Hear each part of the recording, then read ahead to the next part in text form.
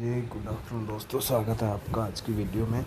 आज हम बात करेंगे यूरोप या किसी भी कंट्री के लिए जब हम किसी की ऐड देखते हैं फेसबुक, इंस्टाग्राम, यूट्यूब या कहीं पर भी, तो हम किसी ऑफिस वाले से या किसी एजेंट से, किसी एजेंसी से बात करते हैं, तो हमें कैसे पता चलेगा कि वो फेक है या रियल है।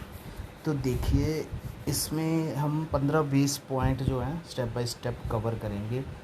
सबसे पहले तो अगर वो ये बोलेगा कि आपकी सैलरी जो है फ़िक्स सैलरी बताएगा वो, अगर वो पार्ट्स में नहीं बताएगा, ठीक है, और बातों से आप उसकी बातों को रिकॉर्ड कर लोगे। अगर 2-3 बार उसकी पूरी बातें ही सुनोगे, तो मेरे को अगर उसकी रिकॉर्डिंग ही सुना दोगे पहले 2 मिनट की, तो मैं समझ 2 मिनट में क्या, ये 30 सेकंड में बता दूंगा कि ये फेक है कि नहीं फेक है।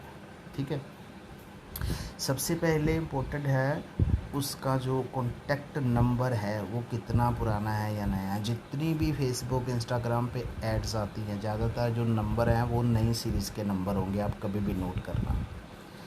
फिर आता है सेकंड, ईमेल आईडी। इनकी किसी की भी ईमेल आईडी डोमेन में नहीं होगी। अगर किसी को नहीं पता कि डोमेन में ईमेल आईडी क्या होती है और सिंपल क्या होती है, तो मैं शॉर्ट में बता देता हूँ।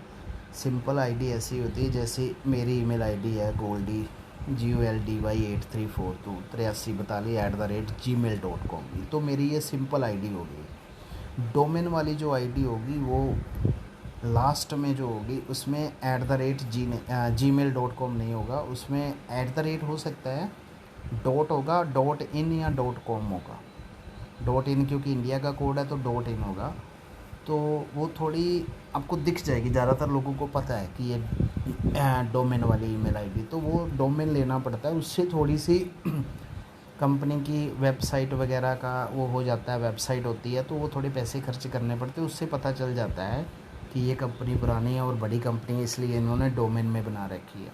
नहीं तो जो ऐसे दुखी दुखी हैं वो सीधी ही ईमेल आईडी होती है, तो उससे भी पता चलता है। तीसरा स्टेप है लैंडलाइन नंबर, क्योंकि जो पुरानी आपने कंपनी देखी होगी, बड़ी बड़ी कंपनी, उनका लैंडलाइन नंबर होता है, तो आप लैंडलाइन नंबर पूछ सकते हो, फिर उस पर कॉल कर सकते हो। ज़्यादातर ये जो फेक ऑफिस होते हैं वो कहीं आज इधर ले लिया ऑफिस, कल वहाँ ले लिया, परसों उधर ले लिया, तो उनके पास, दोस्तों एक मिनट में होल्ड रखूँगा। फेक जो ऑफिस होते हैं उनके पास लैंडलाइन नंबर नहीं होता, क्योंकि वो ऑफिस और उनकी सीरीज़ का नंबर जो है मोबाइल का वो भी बिल्कुल नया होगा। जैसे अभी पिछली वीडियो में देखा होगा, मैंने उस लड़की से पूछा। तीसरा वो क्या बताएंगे, वो आपको VFS ग्लोबल का, डॉक्यूमेंट का, फाइलिंग का कुछ भी नहीं बताएंगे। वो सीधा बताएंगे इतनी सैलरी है, कंपनी का नाम नहीं बताएंगे, फिक्स जॉब नहीं बता पाएंगे आपको। जैसे आप पूछोगे, जैसे मैं बताऊंगा कि माल्टा पब्लिक ट्रांसपोर्ट में बस ड्राइवर जॉब है, उसमें वो लोग अकोमोडेशन देते हैं, पर चार्जेबल है, 150 यूरो डिडक्ट करते हैं सैलरी का, फूड सेल्फ है, और 5.5 यूरो पर आवर के हिसाब से वो सैलरी देते हैं। जब ट्रेनिंग लगती है 2-3 महीने स्टार्टिंग में, तो वो लोग सैलरी बहुत कम देते हैं, अपना फूड खर्चे के लिए 300-400-500 यूरो ही बनता है।